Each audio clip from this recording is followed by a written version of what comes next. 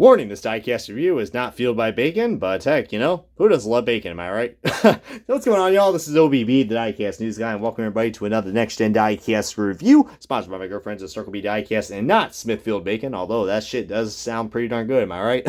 But make sure to use that promo code OBBYT to get $5 off of shipping on your next purchase, and it's going to be $30 or more. But heck, you could probably spend $30 more on something else, maybe like bacon, or, you know, but as you can tell by my, weird obsession with bacon, I mean, heck, my God, any more of this, I'm going to have to get Dave Land up in this bitch. But today's going to be a diecast that I think a lot of people are going to be looking forward for me to do a review on, and I'm kind of glad I actually got a new variant of this car. But this is on Aric Almirola, the guy who is not going to be retiring at the end of this year's 2022 season.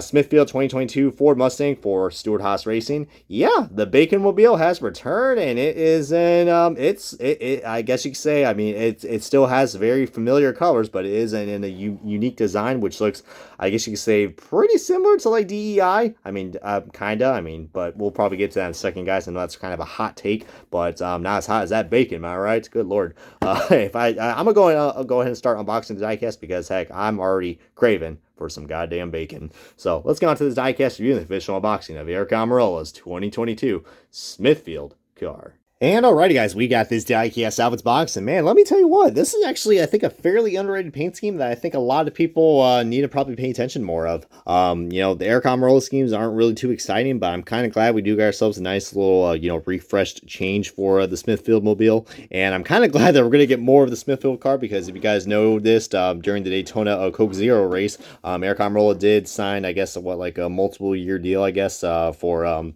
him returning with Stewart-Haas Racing. So as you say, he kind of called Sykes. I mean, I kind of had a feeling that he wasn't going to, because like, Aric Almirola, I mean, he's not, the most, stat-wise, best driver out in the market, especially, for, free agency. But what on earth is this? What is that?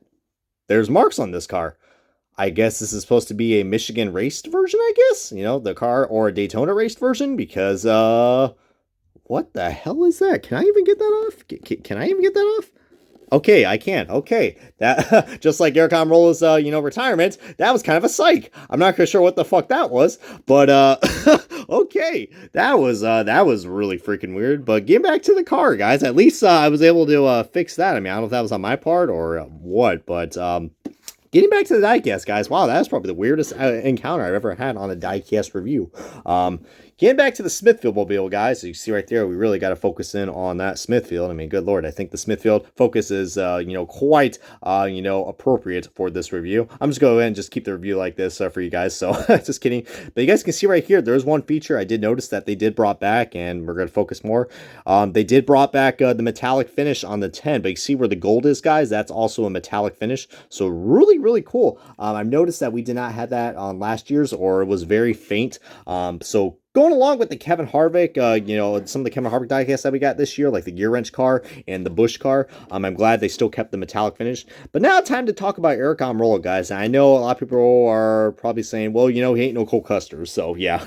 Oh yeah, I forgot to mention the Cole Custer car also has a metallic finish to it. And it's just me or just, okay, it looks like the front grille in this car kind of looks like it is a little lopsided. I mean, not too much. Maybe this thing is a race version after all. But yeah, Aric Almirola unfortunately didn't got any wins so far yet in the 2022 season. Compared to his surprise win at New Hampshire, which I still can't believe I got to witness this guy winning a race.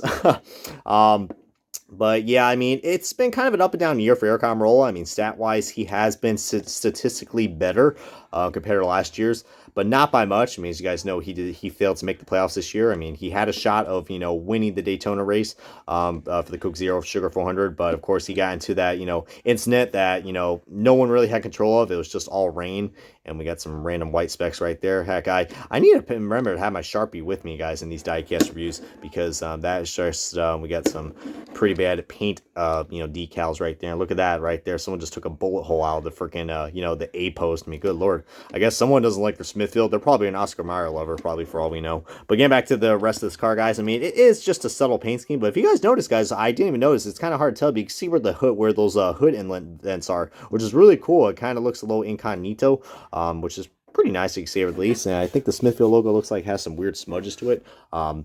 But of course, Aric Almirola has suffered, some pretty crazy wrecks already, guys. I mean, he had that, like I said, he had a crazy wreck at Daytona, guys, where literally, he had no control of, and then, Stenhouse literally just went, kamikaze him and just went, oh, hello, like that was pretty crazy. And then of course he also had a really hard wreck. Well, not really a hard wreck, not like Cindric's, but at Michigan, he got piled into that that massive wreck that happened with Cindric slamming on the wall, and then Almirola got loose and he slammed in the wall, and the Kyle Busch got into him. So yeah, I mean, but that Aric Almirola was actually on a pretty good streak, guys. I think for the first 3 races, he actually had a pretty good streak, guys. I think he finished like in the top 5.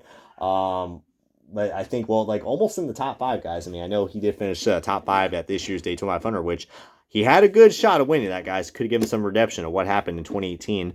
As you can tell, I'm still not really over that 2018 finish. I mean, it is what it is. I mean, all respect to all the Austin Dillon fans out there, but and the headlight does look a little crooked right there. Is it just me? That headlight looks a little more. That is really fucking crooked and out of focus. But at least it's there, go. At least it's there. It's not missing like my Austin Cindric car, which I know you guys probably asking, hey, when am I going to review that Austin Cindric car? I am planning to review it very soon, probably next week, or whenever the time comes. I got to be in the right mood to do a rant review, and I think the mood is coming in nice, quite long. Let's say that. But you see right there, we do got some more meat sponsors right there. It's not like Arby's, we have the meat sandwich, but we got Smithfield, known for their bacon. We got Eckrich, I guess they have meats too. Nathan's hot dogs, so I could go for some Nathan hot dogs. You want to talk about some damn good hot dogs? Nathan's, man. Ooh, that shit's good. We got some Haas, and we got all the other Stuart Haas racing sponsors. Pristine Auctions was a brand new sponsor for Stuart Haas, and I think they were sponsored. They even sponsored on the top of the roof as well. We got Farmer John. Lordy. I used to have a nickname like that as well, guys. Lordy. I don't know why. I mean, my name is Brian, not, by Farmer John. Coming on the back, we got ourselves, we do got some screwy looking rivets right there on the spoiler. I don't know if Lionel just didn't do a good job right there, but you see some are big and kind of small, or it looks like they got double printed, but heck, it's Lionel quality control, so, I kind of expected that. Oh, look at that. The Smithfield, decal is smiling. Look, it's curving like a smile. Oh, Lordy. But you see right there, oh lordy, wow, look at that, look at that, look at that, look at that, look at that, look at that. You want to know why that we criticize Lionel about their quality control? Because look at that, they can't even get lined straight up. Like, good lord, you tell me that is that's how it's supposed to be. That's how it's supposed to be compared to this side. Oh wow, this side's even worse. Jesus, HL mother of Christ. Oh lordy, have mercy. That's it's just a little small error, so it can't be. At least the decals are legible. I mean, at least I could read the decals. That definitely says Mobile One and Gear Wrench. So I mean, it's not like the Harvick Hunt Brothers car. So. But now I'm trying to do a nice little zoom in right there, but it's kind of hard to zoom in with gloves. And for anybody who is new to my channel, you guys probably wondering, why do I wear gloves in the reviews? I mean, no, I'm not a germaphobe. I'm an auto mechanic, so I actually just wear gloves, so that way you don't see the battle scars, because heck, it does look like a horror scene sometimes when I'm working on cars.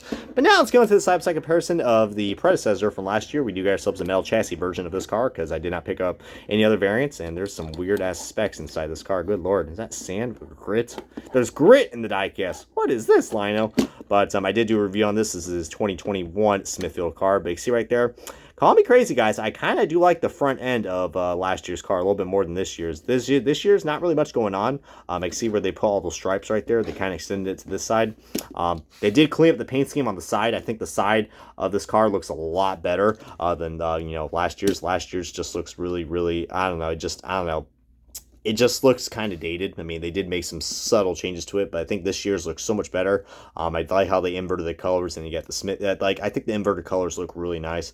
I think there should be another sponsor right there, or they could have extended this black a little bit more, because having that white space right there really just screams for just, hey, someone could just pop on down there and fill in that gap. There's one thing I don't like about these next gen cars, and that sponsors not filling in the gaps. There's a reason why we had these numbers move forward, and I'm used to it now. I'm not complaining. I'm not being a boomer, but if you're gonna move the number, you got to fill in gaps, and that is a noticeable gap. I mean, it's not as bad as the Harvick, as some of the Harvick cars we got. And coming out the back, we got "Eat what you love." Oh man, we don't have that slogan anymore. I definitely do eat what I love. I mean, if you were to comment below what you guys eat and you love. hopefully it's bacon, because heck, unless you're vegan, which I feel sorry for you, heck, bacon's definitely some damn good shit. Yeah, I mean, anything else more I gotta say about this diecast? Probably not. I mean, this is probably a diecast I probably would suggest getting. If Aric Almirola was still planning to keep his word and retire, I would absolutely 110%, no pun intended, get this car. But I would still pick it up, guys. It is probably, I think, one of the only Aric Almirola diecasts that we're gonna get this year. I mean, if any more get produced, then that'd be cool. But yeah, I mean, it's another number to add to the next gen collection, so definitely would recommend picking this up. But hope you guys enjoyed this diecast review of Aric Almirola said that the Bacon Mobile. I was trying to say Smithmobile, but that doesn't make any sense. Ford Mustang for Storehouse Racing. Key on, like, subscribe, and this has been OBB. See you guys next time on another bacon-tastic review, I guess. And I'm gonna go ahead and eat a whole tube of bacon, or a pound of bacon, because heck, I need to go get some dinner. So see you guys later, and we'll see y'all next time.